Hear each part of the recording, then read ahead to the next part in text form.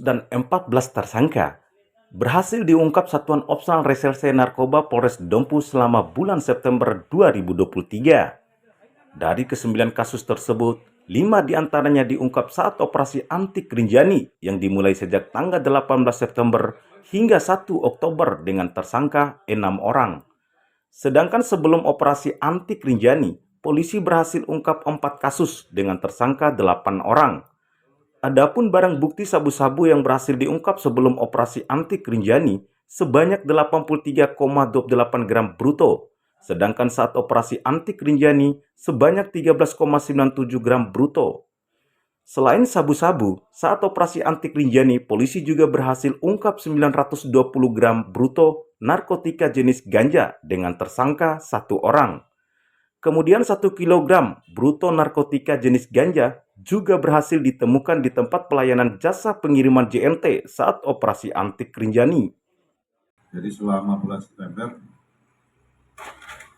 Polres Dompu sudah mengungkap jumlah kasus sekitar 9 kasus. Ya.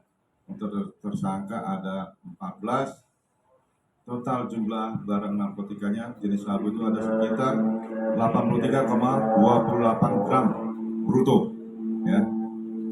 Untuk ganja itu ada sekitar 920 gram.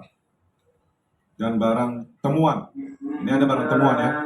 Jadi barang temuan itu ada sekitar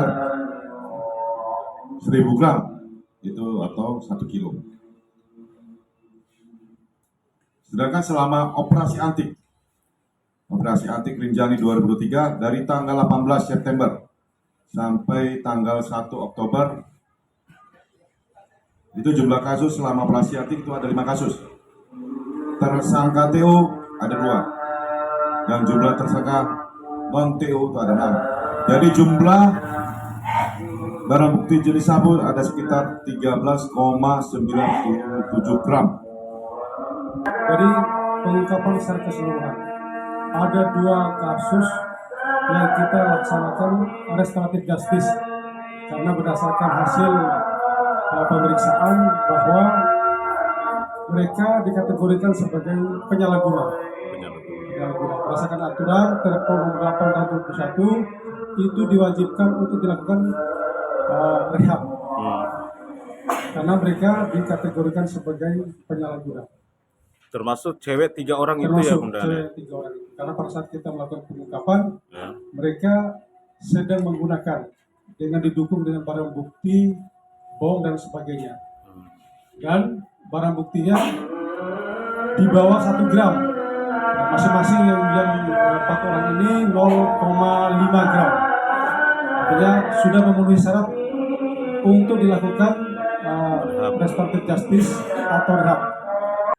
Para tersangka ini dijerat dengan pasal sangkaan, yakni Undang-Undang Nomor 35 Tahun 2009 tentang narkotika sebagaimana dimaksud dalam pasal 114 ayat 1 dan atau pasal 112 ayat 1 junto pasal 127 ayat 1 huruf A dan atau pasal 132 ayat 1 dengan ancaman rata-rata di atas 5 tahun kurungan penjara. Dari Kabupaten Dompu, Abang Poris mengabarkan.